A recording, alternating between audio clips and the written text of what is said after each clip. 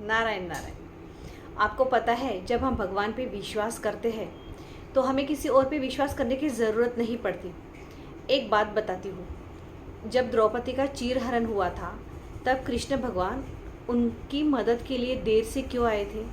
क्योंकि द्रौपदी जो थी वो भीष्म पितामह से, युधिष्ठिर से, 5 पांडवों से मदद की गुहार लगाई जा रही थी। द्रोणाचार्य से, बड़े बड़े मतलब योद्धा बैठे थे वहाँ पे, वो उसको बचा सकते थे। सबसे वो मदद की गुहार लगा रही थी, लेकिन कोई उनकी मदद को नहीं आया। और वो भी अपने आप को बचाने की पूरी कोशिश कर रही थी। यहाँ से पकड़, यहाँ से पकड़, यहाँ से पकड़, वो अपने आप को पूरी तरह बचाने की कोशिश कर रही थी।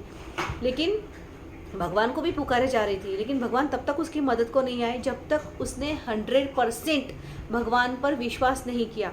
आखिरी में जब वो हार गई, उसने सोचा कि अब मैं कुछ नहीं कर सकती, तब उसने जो अपना पल्लू है अपने दांतों में दबाया और फिर भगवान की गुहार लगाई, भगवान से याचना की, भगवान से प्रार्थना की कि हे कृष्णा, हे सखा, हे माधव, हे गोविंद, अब तू मेरी मदद के लिए आ।